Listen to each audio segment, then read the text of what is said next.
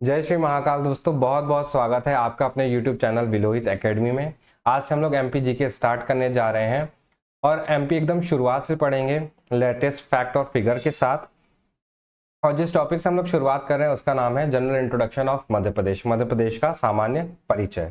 ये video English और हिंदी दोनों लैंग्वेज में होने वाली है और ये ज़्यादा बड़ी वीडियो नहीं होगी, 15 से 20 मिनट की वीडियो होगी, इसलिए एकदम लास्ट तक देखना, वीडियो को स्किप मत करना। अगर आप स्किप करोगे तो अपने कोई ना कोई फैक्ट्स आप मिस करोगे। तो बिना टाइम वेस्ट के सीधे चलते अपनी कंप्यूटर स्क्रीन पे और स्टार्ट करते अपना वीडियो।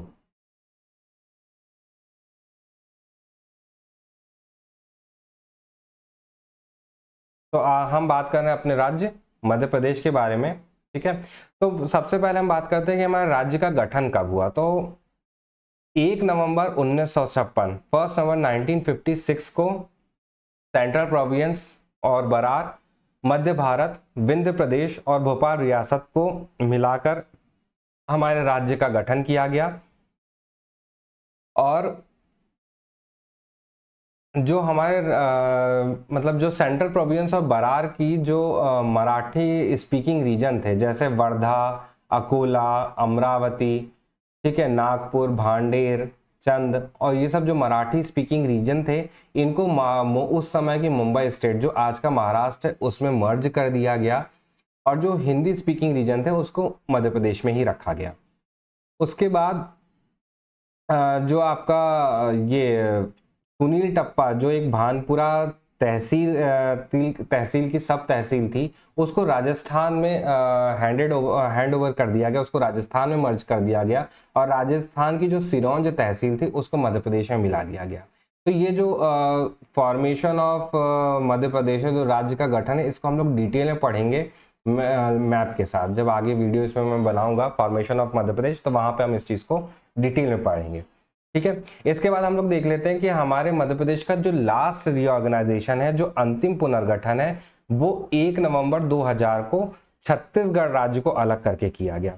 मतलब 1 नवंबर 2000 को हमारे मध्य प्रदेश से छत्तीसगढ़ राज्य को अलग कर दिया गया और हमारे मध्य प्रदेश का जो वर्तमान स्वरूप है वो हमें प्राप्त हुआ। ठीक है, अब इसके बाद क्योंकि हमारे राज्य का गठन 1 नवंबर 1956 को हुआ था, इसलिए 1 नवंबर को हम लोग अपने राज्य का स्थापना दिवस मध्य पर्व के तौर पर मनाते हैं, मध्य पर्व के नाम से मनाते हैं। ठीक है, अब चलते हैं आगे।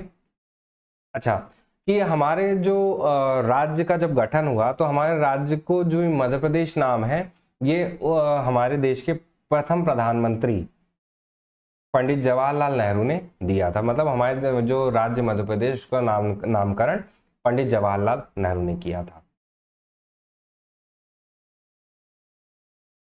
अच्छा, अब हम लोग देख लेते हैं मध्य प्रदेश के उपनाम, कि हमारे मध्य प्रदेश को किन किन नामों से जाना जाता है।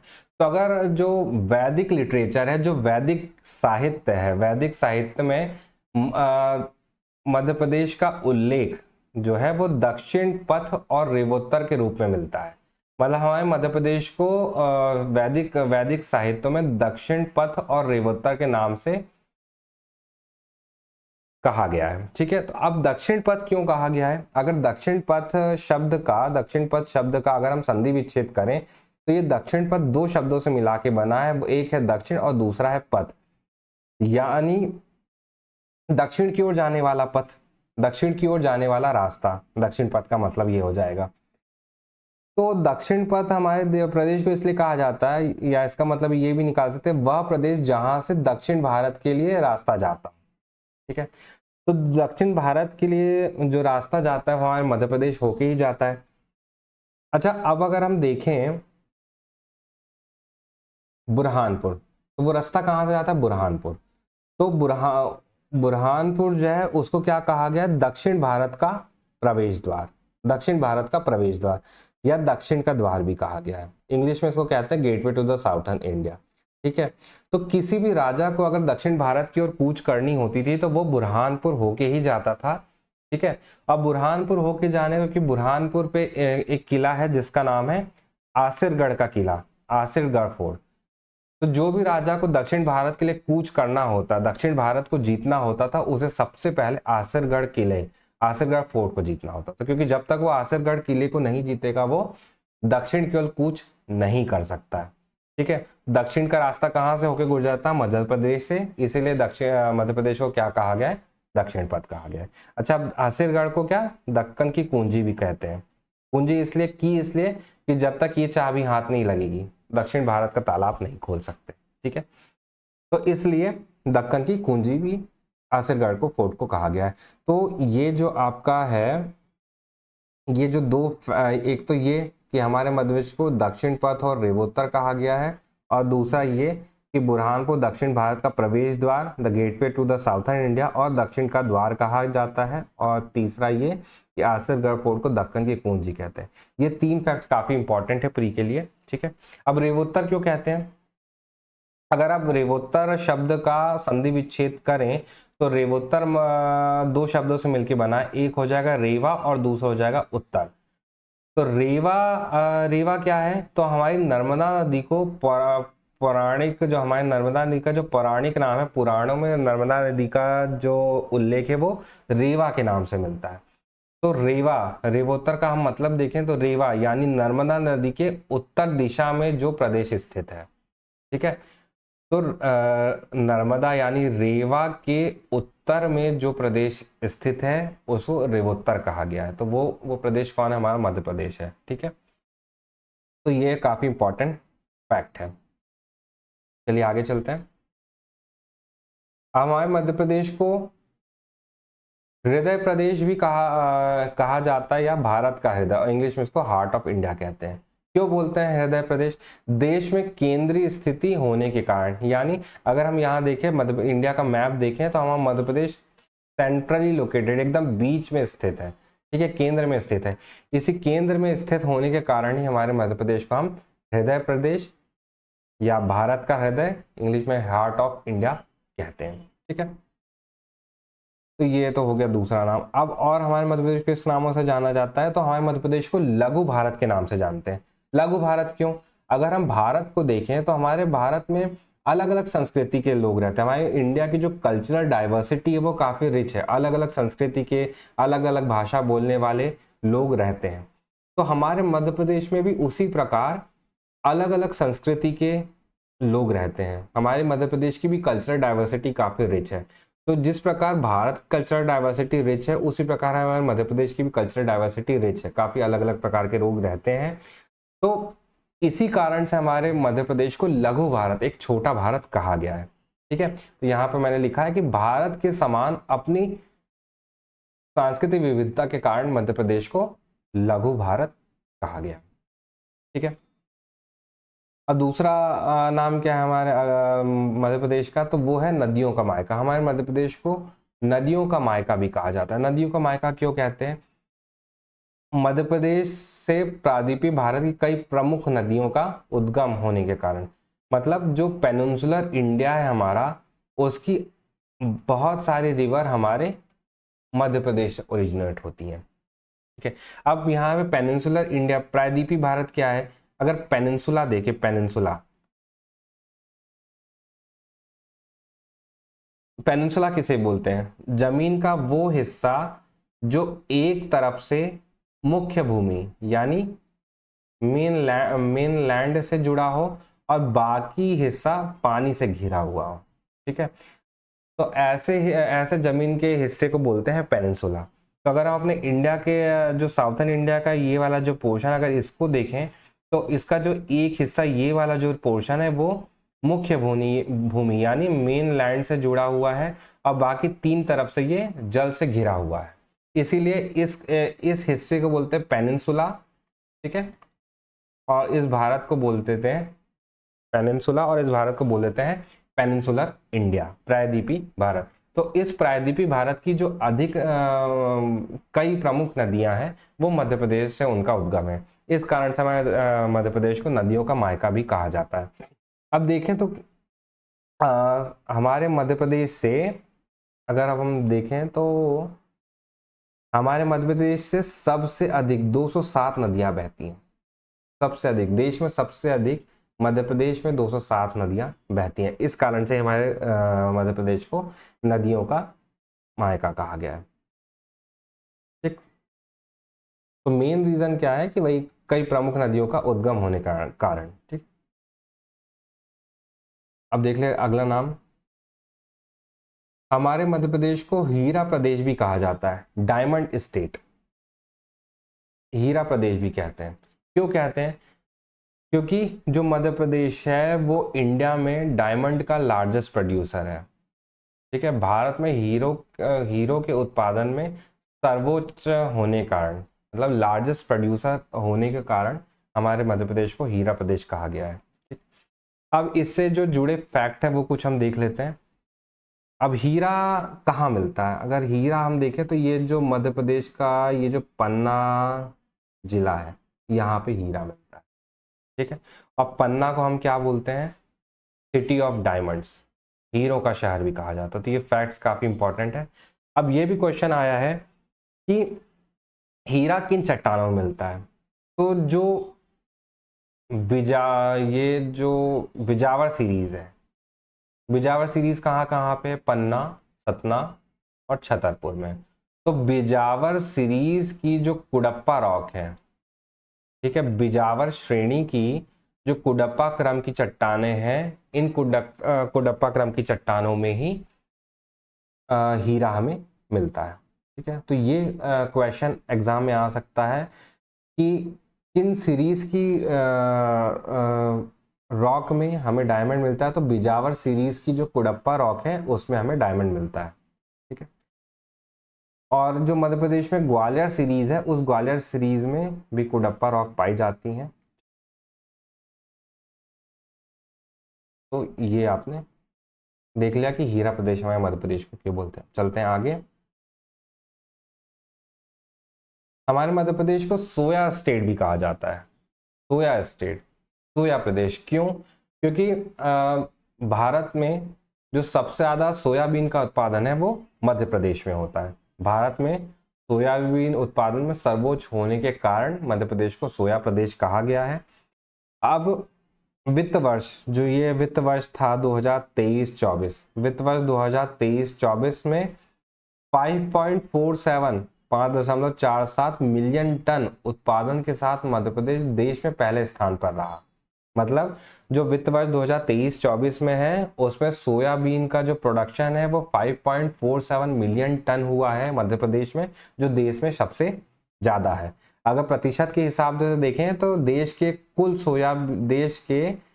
सोयाबीन उत्पादन में मध्य प्रदेश का जो योगदान है, मध्य प्रदेश का जो योगदान है वो 41.92% है। मतलब देश का जो कुल उत्पादन है उसमें अकेले मध्य प्रदेश ने 41.92% उत्पादन किया है। ठीक है, तो ये डेटा हमको, ये यहाँ से जो मध्य प्रदेश सरकार का जो इंस्टाग्राम अकाउंट है mp.mygov के नाम से, उस पर ये मध्य प्रदेश सरकार ने 3 सितंबर 2024 को अपडेट किया था, वहां से ये डेटा हमने निकाला है। ठीक है, अब सोयाबीन से जो तीसरा फैक्ट आता है वो आता है कि Indian institute of soybean research, भारतीय सोयाबीन अनुसंधान केंद्र मध्य प्रदेश में कहाँ है? तो जो Indian council of agricultural research, ICAR, Indian council of agriculture research, जिसको हिंदी में भारतीय कृषि अनुसंधान परिषद कहते हैं, इस भारतीय कृषि अनुसंधान परिषद ने भारतीय सोयाबीन अनुसंधान संस्थान स्थापित किया है। कहाँ पे स्थापित किया है? खंडवा रोड, इंदौर में। जो ICAR है उसने Indian institute of soybean research Khandwa road, Indore में स्थापित किया है। अब इसको याद करने का तरीका, इसको याद करने की ट्रिक क्या है? इसको याद करने की ट्रिक है कि जो ये आपका मालवा और निमार का ये जो रीजन है, ये जो मैंने ग्रीन कलर से हाईलाइट किया है, ये मालवा निमार के रीजन में काली मिट्टी पाई जाती है। और काली मिट्टी में सोयाबीन की जो फसल है वो काफ़ी अच्छी होती है।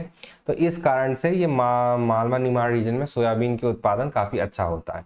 इसी कारण से जो इंदौर है, जो ये रेड कलर से मैं हाईलाइट कर रहा हूँ, इंदौर, यहाँ पे ICAR, भारतीय कृषि अनुसंधान परिषद, Indian council of agriculture research ने Indian institute of soybean research, या कहें भारतीय सोयाबीन अनुसंधान केंद्र, इंदौर में स्थापित किया है। ठीक है, तो इस ट्रिक से आप इस चीज को याद कर सकते हैं। अब चलते हैं आगे। हमारे मध्य प्रदेश को वनों का राज्य वनों का राज्य या स्टेट ऑफ फॉरेस्ट भी कहते हैं। अब क्यों कहते हैं, इसका रीजन है ये है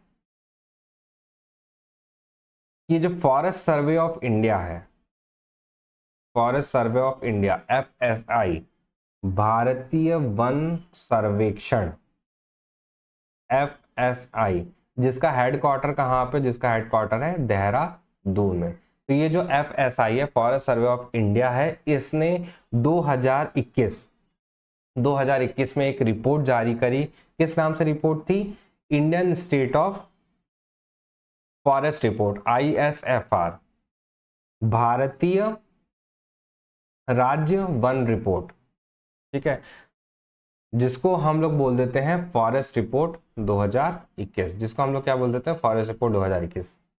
तो फॉरेस्ट सर्वे ऑफ इंडिया, भारतीय वन सर्वेक्षण ने भारतीय राज्य one report, Indian state of forest report 2021 में जारी की। इसी रिपोर्ट को हम लोग क्या बोल देते हैं, फॉरेस्ट रिपोर्ट 2021। इस रिपोर्ट के तहत अगर क्षेत्रफल की दृष्टि से देखा है तो देश का सबसे बड़ा वन क्षेत्र मध्य प्रदेश राज्य का है, ठीक है।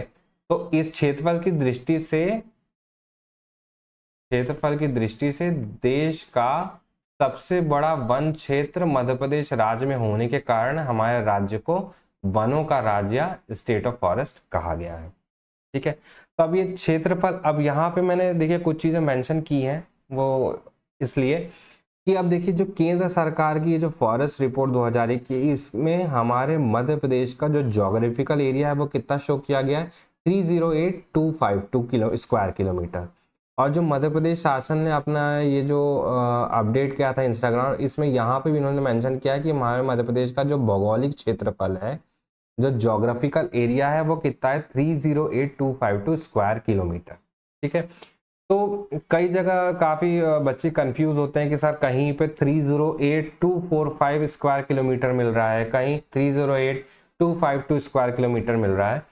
तो वो किरार घाटी विवाद के कारण डिस्क्रिपेंसी देखने को मिलती है, पर हमको यही लेना है जो केंद्र सरकार की रिपोर्ट में मेंशन है और जो मध्य प्रदेश सरकार ने यहाँ मेंशन किया है। तो हमारे मध्य प्रदेश का ज्योग्राफिकल एरिया, जो मध्य प्रदेश का भौगोलिक क्षेत्रफल है, वो हमें कितना लेना है, 308252 स्क्वायर किलोमीटर लेना है, ठीक है। एक बात तो यहाँ से ये क्लियर हो गई। अच्छा, अब दूसरे इस रिपोर्ट से हमें क्या लेना है कि एरिया वाइज जो मध्य प्रदेश का फॉरेस्ट कवर है वो देश में सबसे ज्यादा है। कितना है? तो जो मध्य प्रदेश का जो भौगोलिक क्षेत्रफल है उसका 25.14%, ठीक है। इस 308252 स्क्वायर किलोमीटर का 25.14% जो एरिया जो निकल के आता है 77,493 स्क्वायर किलोमीटर, ये इतना एरिया कितना वन क्षेत्र है मध्य प्रदेश का, ठीक है, जो देश में सबसे ज्यादा है। इसी कारण से हमारे राज्य को वनों का राज्य, स्टेट ऑफ फॉरेस्ट बोलते हैं। अच्छा, अब एक डाउट आपको क्लियर यहाँ पे हो सकता है, यहाँ पे 25.14 दिया गया है और यहाँ पे मध्य प्रदेश सरकार ने 30.72% दिया है, तो क्यों दिया है? तो इसका जो जवाब है वो भी हमें फॉरेस्ट रिपोर्ट 2021 में मिल जाता है। मध्य प्रदेश ने जो ये 30.72% यहाँ मेंशन किया है, तो मध्य प्रदेश शासन ने यहाँ पे ये रिकॉर्डेड फॉरेस्ट मेंशन किया है, ठीक है। लेकिन केंद्र सरकार ने जो यहाँ पे मेंशन किया है वो 25.14% मेंशन किया गया है, जो है सिर्फ और सिर्फ फॉरेस्ट कवर है, ठीक। तो फॉरेस्ट कवर के टर्म्स में, इन टर्म्स ऑफ एरिया, क्षेत्रफल की दृष्टि से जो वन क्षेत्र है, जो फॉरेस्ट कवर है, वो मध्य प्रदेश का सबसे ज्यादा है। वो कितना है, 77,493, जो प्रतिशत में है 25.14%। ये देश में सबसे ज्यादा है, इसलिए हमारे राज्य को वनों का राज्य कहा गया है, ठीक है। तो ये हो गया। अब आगे देख लेते हैं। और हाँ, ये जो 3 फैक्ट्स हैं, एक तो मध्य प्रदेश का भौगोलिक क्षेत्रफल, ज्योग्राफिकल एरिया, और total forest cover Madhya Pradesh का कितना है फॉरेस्ट रिपोर्ट के अकॉर्डिंग नंबर्स में, और दूसरा परसेंटेज में। ये तीनों फैक्ट्स जो है Madhya Pradesh public service commission के प्री एग्जाम के लिए ये फैक्ट काफ़ी इंपॉर्टेंट बन जाते हैं, ठीक है। तो ये इनको याद रखना है, ये जो तीनों फैक्ट हैं, ये तीनों फैक्ट इंपॉर्टेंट है। चलिए अब आगे चलते हैं। हमारे मध्य प्रदेश को राष्ट्रीय उद्यानों का राज्य भी कहते हैं, ठीक है, स्टेट ऑफ नेशनल पार्क भी बोलते हैं। क्यों? भारत में सबसे अधिक राष्ट्रीय उद्यान मध्य प्रदेश में है, ठीक है।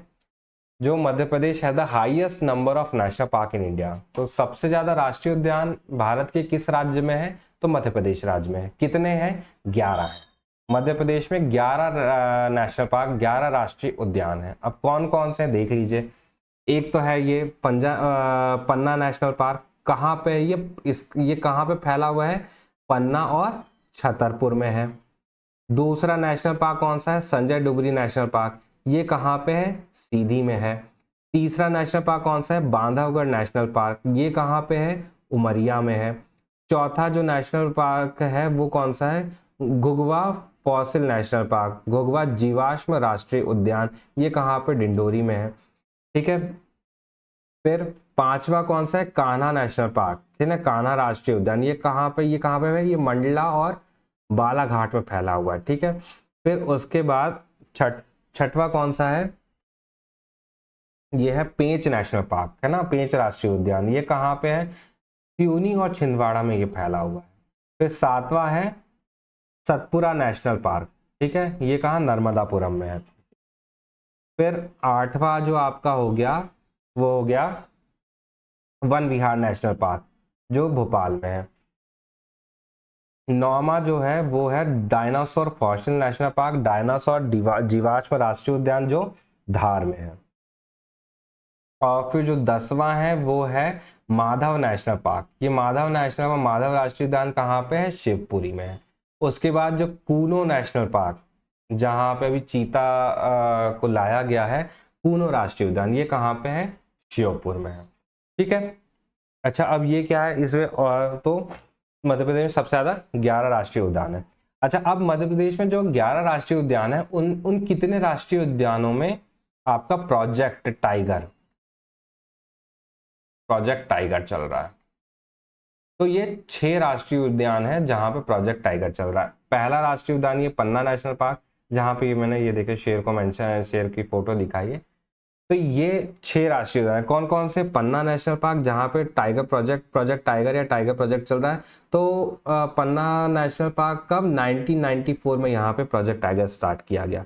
दूसरा है संजय डुगरी नेशनल पार्क, जहां पे प्रोजेक्ट टाइगर 2008 में स्टार्ट किया गया।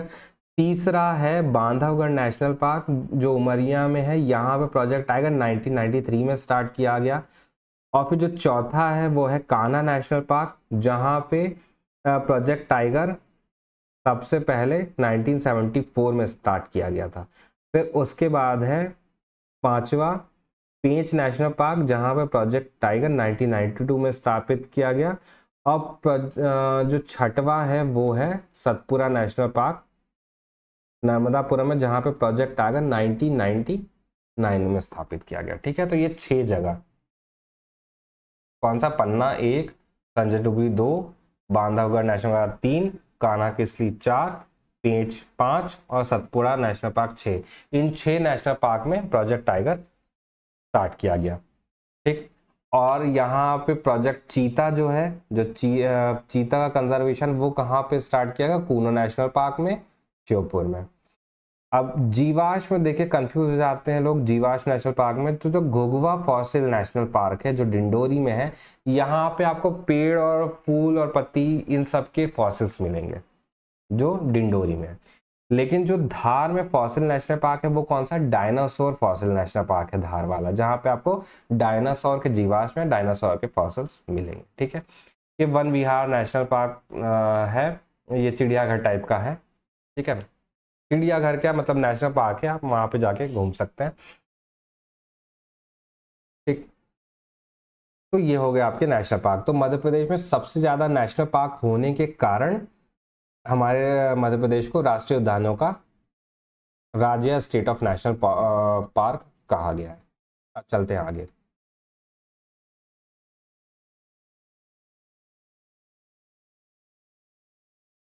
हमारे मध्य प्रदेश को और क्या बोलते हैं? टाइगर स्टेट भी कहा गया है। टाइगर स्टेट क्यों कहा गया है? क्योंकि Madhya Pradesh has the highest number of tigers in India. Madhya Pradesh में भारत में सबसे अधिक बाघ जो है,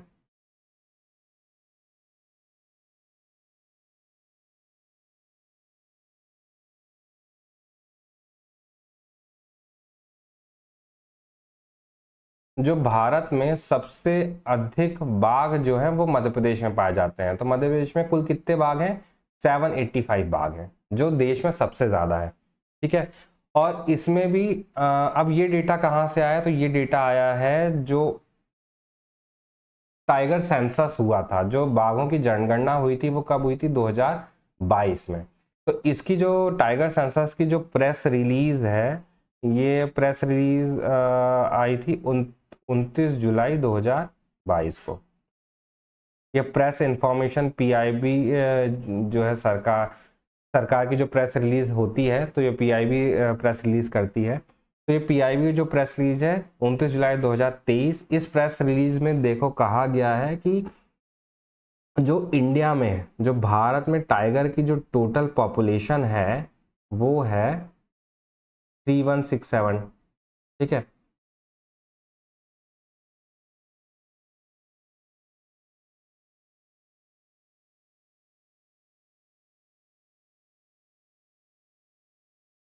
ये यहाँ पे देखिए, यहाँ पे इस रिपोर्ट में कहा गया है जो मिनिमम टाइगर पॉपुलेशन है, मिनिमम टाइगर पॉपुलेशन है वो 3167 है।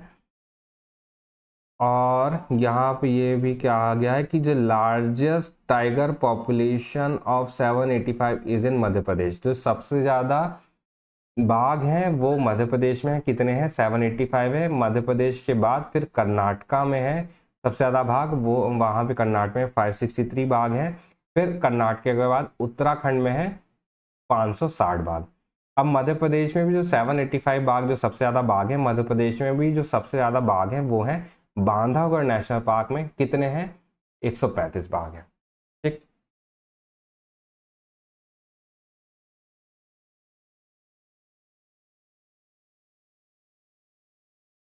तो यहाँ से हमको क्या क्या फैक्ट्स इस रिपोर्ट से मिले कि इंडिया में टाइगर सेंसस 2022 के अकॉर्डिंग इंडिया में बाघों की संख्या कितनी है? तो वो है 3167। ठीक है, और सबसे ज्यादा बाघ देश में किस राज्य में है? तो सबसे ज्यादा बाघ देश में मध्य प्रदेश राज्य में है। कितने हैं? 785 बाघ है। ठीक है, और मध्य प्रदेश में किस नेशनल पार्क में सबसे ज्यादा बाघ हैं? तो मध्य प्रदेश में सबसे ज्यादा बाघ बांधवगढ़ नेशनल पार्क में है। कितने हैं? 135 बाघ हैं। ठीक है, तो ये फैक्ट एकदम सरकार की प्रेस रिलीज से है, तो एकदम सही है। तो ये फैक्ट भी आपके एग्जाम के लिए काफ़ी इंपॉर्टेंट है। अब क्योंकि देश में सबसे ज़्यादा बाघ मध्य प्रदेश में है, इसलिए मध्य प्रदेश को टाइगर स्टेट कहा गया है। अच्छा, अब एक चीज़ मैं इस चीज़ को आगे आपको बताऊंगा कि मैंने यहाँ पे बाघ प्रदेश क्यों नहीं लिखा है, सिर्फ टाइगर स्टेट क्यों लिखा है, इसका मैं आपको आगे रीज़न दूंगा। ठीक है, अब हमारे मध्य प्रदेश को टाइगर स्टेट के बाद हमारे मध्य प्रदेश को लेपर्ड स्टेट भी बोलते हैं। ठीक है, क्यों? क्योंकि भारत में सबसे ज़्यादा तेंदुए मध्य प्रदेश में ही पाए जाते हैं। ठीक है, अब इसका भी जो रेफरेंस है कहाँ से लिया गया है? तो ये जो प्रेस इंफॉर्मेशन ब्यूरो है, पीआईबी की जो प्रेस रिलीज है 29 फरवरी 2024 की, इनकी प्रेस रिलीज में इन्होंने बताया है कि बाघों की संख्या, ये एक मिनट में इंक कलर चेंज,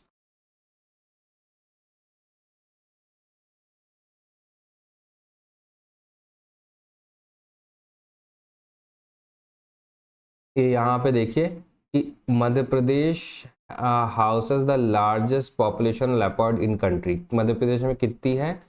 3907 पॉपुलेशन है। ठीक है, और इंडिया में और इंडिया में जो लेपर्ड की पॉपुलेशन है वो कितनी है? 13,874। ठीक, और यहाँ पे इन्होंने बताया है कि सबसे ज़्यादा पॉपुलेशन, हाईएस्ट लेपर्ड पॉपुलेशन कहाँ कहाँ पे? पन्ना में है। सबसे ज़्यादा नागार्जुन श्रीशैलम आंध्र प्रदेश में, उसके बाद पन्ना मध्य प्रदेश में। पन्ना मध्य प्रदेश और सतपुड़ा मध्य प्रदेश। ठीक है, तो यही चीज मैंने यहाँ पे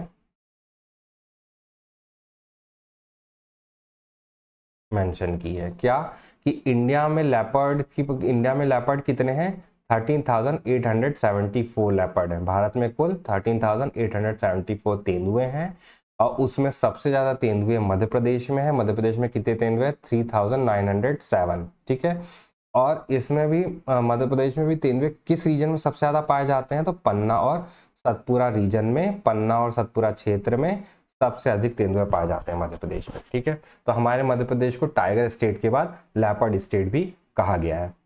चलिए आगे चलते हैं। अब टाइगर स्टेट के बाद, लेपर्ड स्टेट के बाद हमारे मध्य प्रदेश को चीता स्टेट भी बोलते हैं। ठीक है, चीता स्टेट भी कहा जाता है। अब चीता स्टेट क्यों कहा जाता है, भारत में सबसे अधिक चीता मध्य प्रदेश में है। फिलहाल तो मध्य प्रदेश बस में ही चीता है भारत में, बाकी और किसी राज्य में नहीं है। अच्छा, अब ये डेटा हमने कहाँ से लिया है, तो ये जो 17 सितंबर जो है,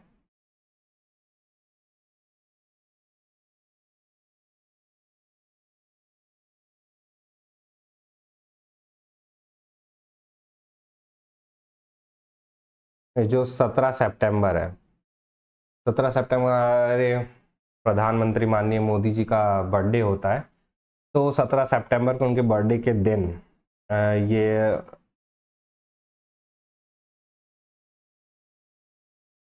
जो चीता है, मैं आपको दिखा रहा हूँ यहाँ पे कितने, हाँ, 17 सितंबर को 8 अफ्रीकन चीते, 8 चीते कहाँ से लेके आए गए थे, नामीबिया से, और इनको लाके कहाँ पे ट्रांसलोकेट किया गया था, कूनो नेशनल पार्क श्योपुर में, जो मध्य प्रदेश में हमारे प्रधानमंत्री माननीय मोदी जी के द्वारा किया गया था।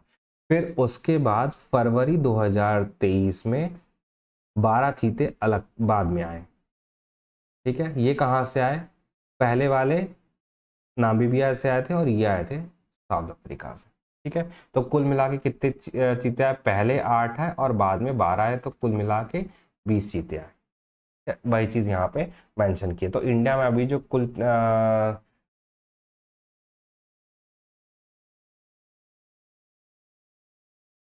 ठीक है, तो असल में क्या है, 1952 में जो एशियाटिक चीता है, जो एशियाई चीता होते हैं, वो 1952 में भारत से विलुप्त घोषित कर दिए गए थे, कि भारत से एक्सटिंक्ट हो गए हैं एशियाई चीते। ठीक है, 1952 में डिक्लेयर कर दिया गया था कि अब चीते भारत में नहीं है। तो इनको वापस से बसाने के लिए 17 सितंबर 2022 को 8 अफ्रीकन चीते नामीबिया से लाए गए, जिनको पूनो नेशनल पार्क में विस्थापित किया गया, और फिर उसके बाद 12 चीते जो साउथ अफ्रीका से लाए गए फरवरी 2023 में, उनको भी कूनो नेशनल पार्क में स्थापित किया। तो कुल 20 चीते उनको नामीबिया और साउथ अफ्रीका से लाके कूनो नेशनल पार्क जो श्योपुर मध्य प्रदेश में, वहां पे स्थापित किया गया। ठीक है, तो सब देश में सबसे ज्यादा चीते मध्य प्रदेश राज्य में है, तो सबसे ज्यादा चीते होने के कारण ही हमारे मध्य प्रदेश को चीता स्टेट भी बोलते हैं। ठीक, अब tiger state, leopard state, cheetah state के बाद हमारे मध्य प्रदेश को वुल्फ स्टेट भी बोला जाता है। क्यों बोला जाता है, अब इसका सोर्स देखो क्या है। इसका जो ट्विटर, जो आज के टाइम एक्स हो गया है, तो एक्स पे जो मध्य प्रदेश फॉरेस्ट डिपार्टमेंट का एक ट्वीट था, जिसकी डेट है 31 मार्च 2022। ठीक है, 31 मार्च 2022 को ये फॉरेस्ट डिपार्टमेंट का ट्वीट था, जिसमें उन्होंने बताया कि टाइगर, लेपर्ड और घड़ियाल वर्चर के बाद मध्य प्रदेश में भेड़ियों की संख्या सर्वाधिक है।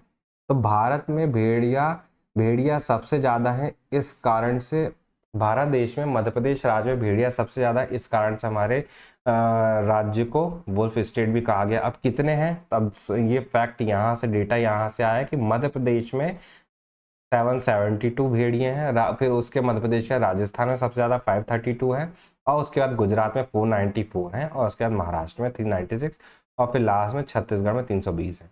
तो देश में मध्य प्रदेश में सबसे ज्यादा भेड़िए हैं, कितने हैं, 772 भेड़िए हैं। ठीक है, और सबसे ज़्यादा भीड़ी होने के कारण हमारे राज्य को वुल्फ स्टेट बोलते हैं। अब इसका सोर्स मैंने बता दिया कि फॉरेस्ट डिपार्टमेंट का जो एक्स अकाउंट है उस पर उनका जो ट्वीट था 31 मार्च 2022 का, उसमें ये फैक्ट मिले हैं कि मध्य प्रदेश में 772 भीड़ी है।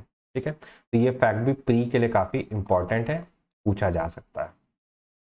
ठीक, अब इसके बाद जो है, तो अभी तक कितना हो गया, tiger state, leopard state, cheetah state, wolf state. अब देखिए मैं आपको जो बता रहा था कि देखिए अब मैंने वहां पे, जैसे अब इसको भेड़िया प्रदेश मैंने नहीं लिखा, इसको मैंने वुल्फ स्टेट ही लिखा है हिंदी में भी और इंग्लिश में भी। उसका कारण क्या है, वुल्फ स्टेट तो ठीक है, जो शासन ने, देखिए यहाँ पे बाघ प्रदेश नहीं लिखा, यहाँ पे टाइगर लेपर्ड लिखा है। ठीक है, तेंदुआ नहीं लिखा है, लेपर्ड लिखा है। ठीक है, और यहाँ पे वुल्फ लिखा है, यहाँ पे इन्होंने भेड़िया नहीं लिखा, वुल्फ स्टेट लिखा है हिंदी में भी, तो इसलिए हिंदी में भी हमने वुल्फ स्टेट ही लिखा है। ठीक है, इसको भेड़िया प्रदेश मैंने नहीं लिखा। तो जो सरकारी डॉक्यूमेंट या सरकारी साइट पे हमें उसी को लिखना प्रेफर करना चाहिए। अच्छा, अब इसके बाद आ जाता है वल्चर स्टेट। हमारे राज्य को वल्चर स्टेट भी बोलते हैं। क्यों बोलते हैं, भारत में सबसे ज्यादा जो गिद्ध हैं, भारत में सबसे अधिक गिद्ध मध्य प्रदेश में पाए जाते हैं। तो अभी मध्य प्रदेश में कितने गिद्ध हैं, 10,000 से अधिक गिद्ध हैं मध्य प्रदेश में।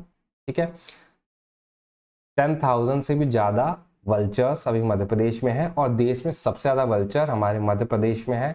इसी कारण से मध्य प्रदेश को वल्चर स्टेट कहा गया है।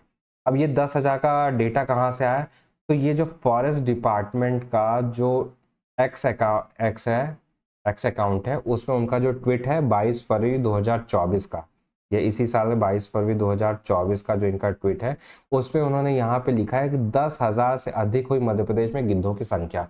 मध्य प्रदेश डिपार्टमेंट अपना खुद का सर्वे करता रहता है, तो ये इन्होंने अपडेट 22 फरवरी 2024 को किया कि 10,000 से अधिक हुई मध्य प्रदेश में गिद्धों की संख्या।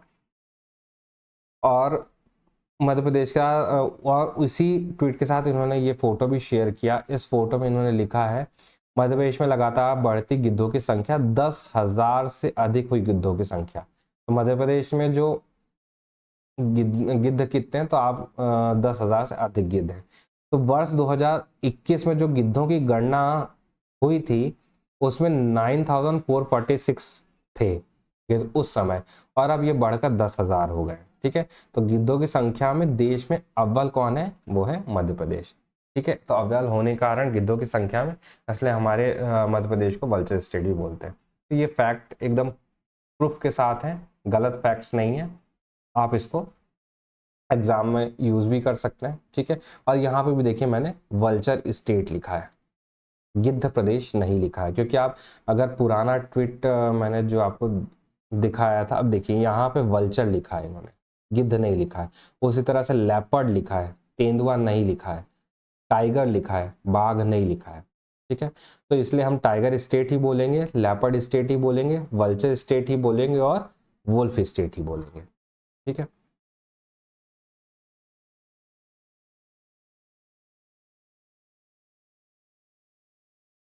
अब आगे देख लेते हैं।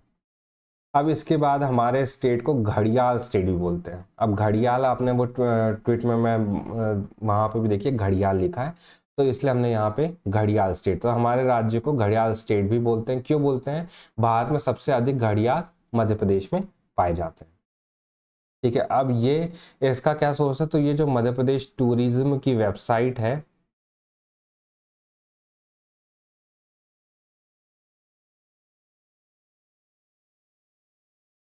मध्य प्रदेश टूरिज्म की वेबसाइट पर एक ब्लॉग है जो 10 सितंबर 2022 का ब्लॉग है। इस पे इन्होंने किया था कि जो पॉपुलेशन ऑफ घड़ियाल है एज टुडे रीच 2000 के अप्रॉक्स पहुंच गई है, और मध्य प्रदेश जो है वो घड़ियाल स्टेट बन गया। ठीक है, और यहाँ पीछे जो इनका मध्य प्रदेश शासन का ट्वीट था, ये अब देखिए यहाँ पे भी उन्होंने घड़ियाल मेंशन किया है, घड़ियाल।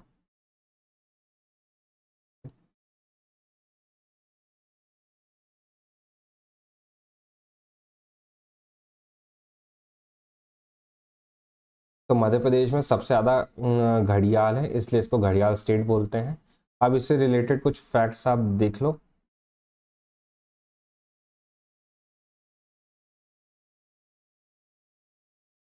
कि मध्य प्रदेश में प्रोजेक्ट क्रोकोडाइल, ठीक है, प्रोजेक्ट क्रोकोडाइल के तहत घड़ियालों का कंजर्वेशन किया जा रहा है।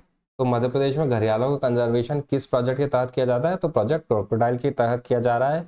और मध्य प्रदेश में 3 जगह नेशनल चंबल घड़ियाल वाइल्ड लाइफ सेंचुरी, ठीक है, राष्ट्रीय चंबल घड़ियाल वन्यजीव अभ्यारण्य में, सोन घड़ियाल सेंचुरी और केन घड़ियाल सेंचुरी। तो नेशनल चंबल घड़ियाल वाइल्ड लाइफ सेंचुरी, सोन घड़ियाल सेंचुरी और केन घड़ियाल सेंचुरी, ये 3 सेंचुरी में प्रोजेक्ट क्रोकोडाइल के तहत घड़ियालों का कंजर्वेशन या संरक्षण चल रहा है, ठीक है। अब ये जो नेशनल चंबल घड़ियाल वाइल्ड लाइफ सेंचुरी है, जो राष्ट्रीय चंबल घड़ियाल वन्यजीव अभ्यारण्य है, ये 3 राज्यों में फैला हुआ है। ये 3 राज्यों की बाउंड्री पे स्थित है। वो कौन कौन से राज्य हैं? मध्य प्रदेश, उत्तर प्रदेश और राजस्थान।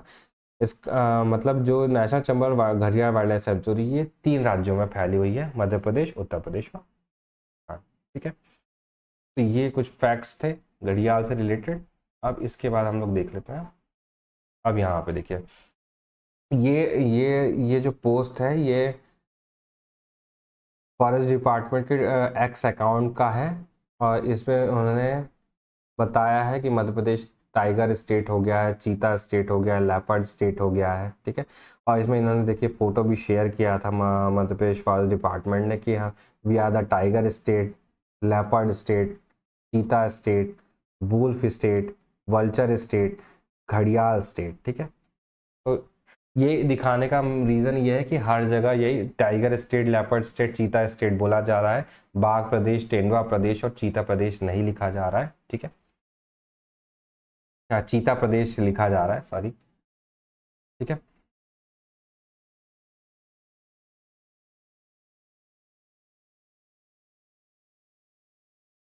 अब हमारे मध्य प्रदेश को जनजाति प्रदेश भी कहते हैं। जनजाति प्रदेश क्यों कहा जाता है? मध्य प्रदेश को ट्राइबल स्टेट कहते हैं। क्यों? 2011 की जो जनगणना के अनुसार मध्य प्रदेश में भारत की सबसे अधिक जनजातीय आबादी है, ठीक है। तो इसका रिपोर्ट भी मैंने यहाँ पे लगाई है। जो ये रिपोर्ट है, ये सोर्स क्या है? ये ट्राइबल पॉपुलेशन सेंसस 2011 रिपोर्ट है मिनिस्ट्री ऑफ ट्राइबल अफेयर्स की, ठीक है। इस रिपोर्ट के अकॉर्डिंग जो मध्य प्रदेश में सबसे अधिक जनजाति आबादी है, अगर आप मध्य प्रदेश का, ये है मध्य प्रदेश 14 नंबर पे, अगर यहाँ पे आप ये जो एसटी पॉपुलेशन है ये देखें तो ये लाख में है, ठीक है। ये लाख में है, कितनी है? 153.17 लाख पॉपुलेशन है एसटी की, ठीक है, जो सबसे ज़्यादा है देश में, ठीक है। तो ये देखा, सर्वाधिक जनजातीय जनसंख्या जो है वो 3 राज्यों में है। सबसे पहला है मध्य प्रदेश, महाराष्ट्र और उड़ीसा। मध्य प्रदेश है 153.17 लाख, महाराष्ट्र में 105.1 लाख और उड़ीसा में 95.91 लाख। तो अनुसूचित जाति की जो जनसंख्या है वो सबसे ज़्यादा मध्य प्रदेश में, यानी जनजातीय जो जनसंख्या है वो सबसे ज़्यादा मध्य प्रदेश में है 2011 के सेंसस के अकॉर्डिंग। इसीलिए हम अपना प्रदेश को जनजातीय प्रदेश कहते हैं, ठीक है। चलिए,